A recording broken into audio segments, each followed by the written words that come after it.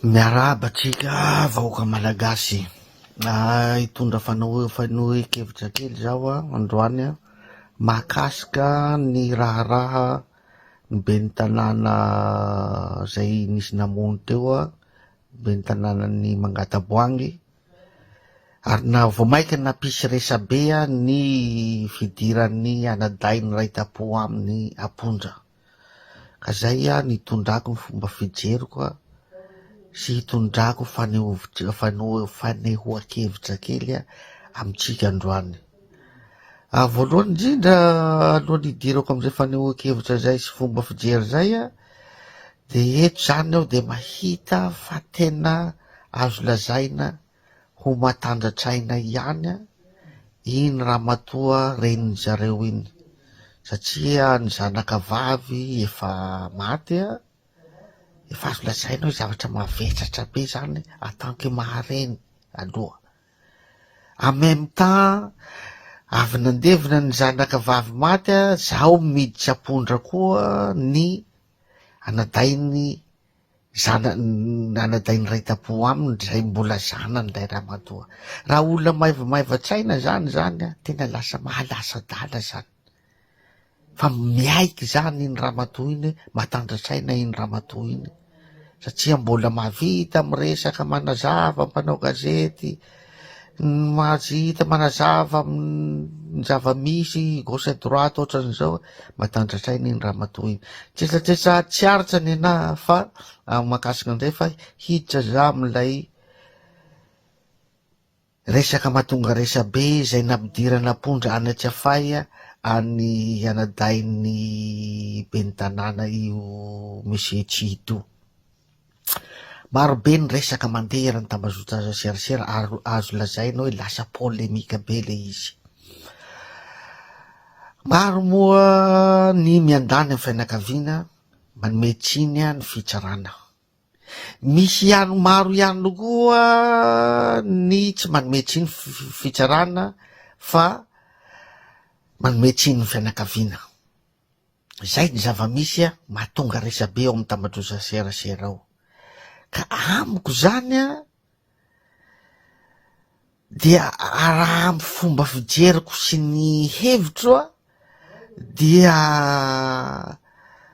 ataoko angamba fa ianareo rehetra maneho hevitra amin'ny Facebook ao reo nareo rehetra maneho hevitra amin'ny Facebook ao rehetra manakina sy miandany sy tsy miandany reo rehetrarehetra reo voalohany ny akamaroanareo de tsisy niaraky niaina tamin'ny fianakaviany reo olona reo tao anatin'ny tokantrano zareo, indrindra izy mianadahy reo, na de nilaza aza ny fianakaviany sy ny ramatoa reny zareo fa olona mpifankatia reo ary tsy eritreretina zany ho eritreretina hoe hifamono zany mihitsy fa hainay reo fa zanakanay.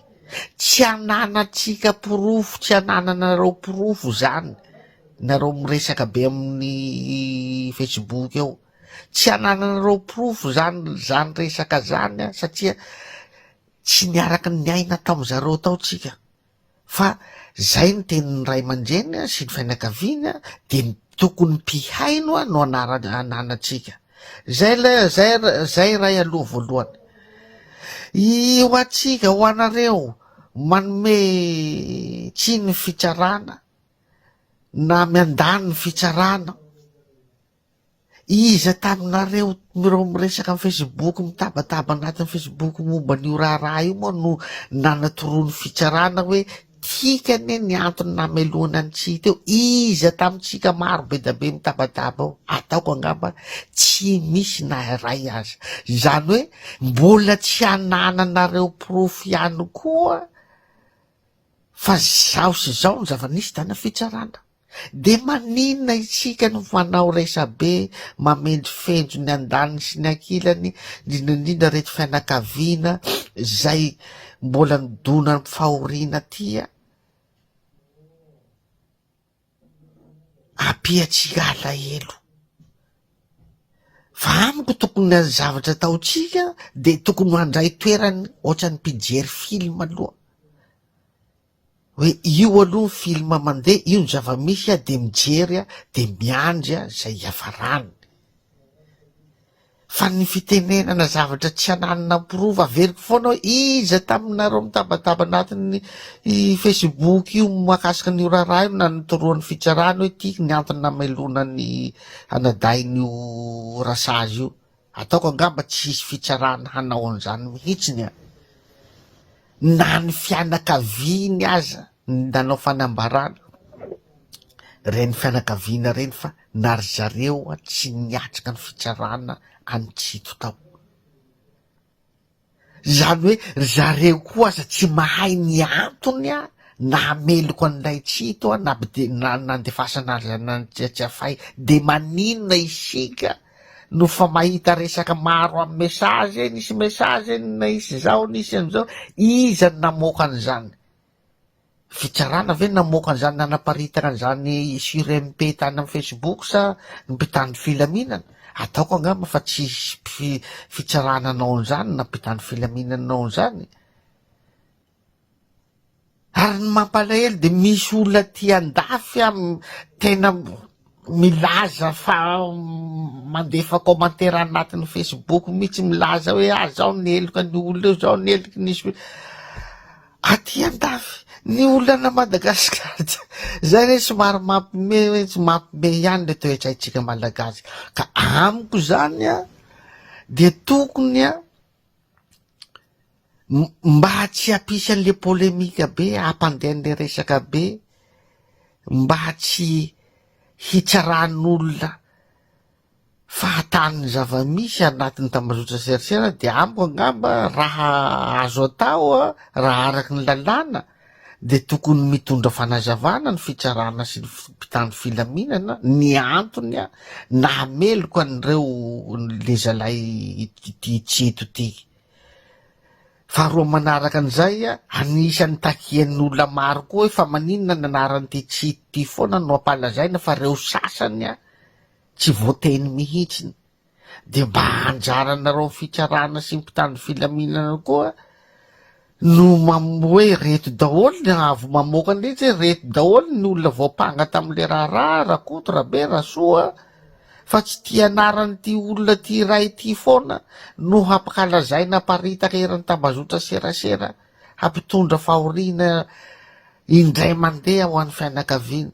Ka tsy haiko hoe mety ve zany araky ny lalàna ve zany amin'ny fitsarana hoe mitondra fanazavana zay mba hijanona an'ilay resaka polemika indrindrindra koa mba tsy azahoan'ny tsiny ianareo amin'ny fitsarana.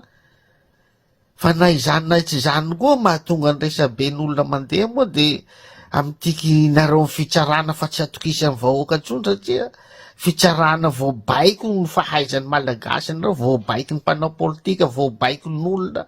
Zay ny fitsarana malagasy aloha hatreto.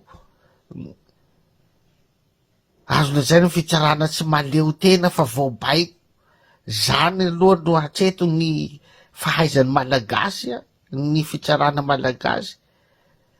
Ka angamba tokony hoe hitondra fanazavana nareo fitsarana na mpitandro filaminana mba hijanonan'io resaka polemika be io makasika an'io zavatra io raha araky ny lalàna ho a.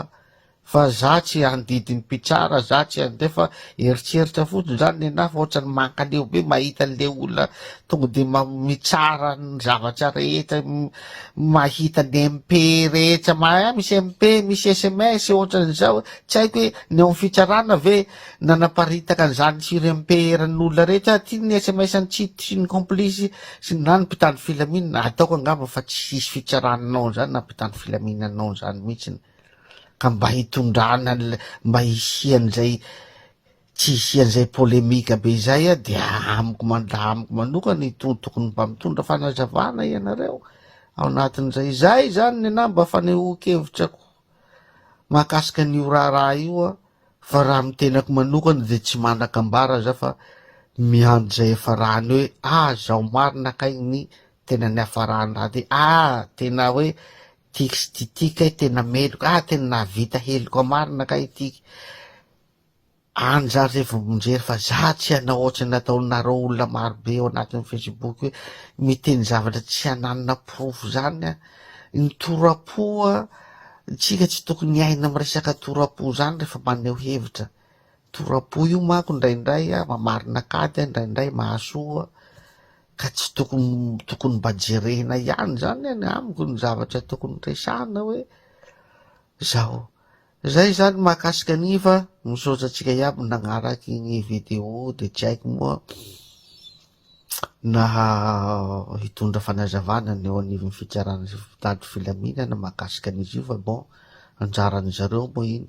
Fa amiko araky ny teneniko hoe aleo amin'ny fitsarana no hamoaka ny anjarandreo iny, anjarandreo amin'ny fitsarana sy ny feo fieritseretandreo zay hoe ny tsara marina tokoa ve reo, hoe tena meloka tokoa ve ty olona tiky sa tsy meloka fa natao meloka araky ny resaky n'olona nareo amin'ny tambazotra serasera resabe io. Aleo ho an'ny fitsarana mitondra ny fanazavana zay sy anjarandreo ao sy ny feon'ny fieritseretandreo. Zay fotsiny ngano nanakay. Misaotra atsika iaby nanaraka ny video androany.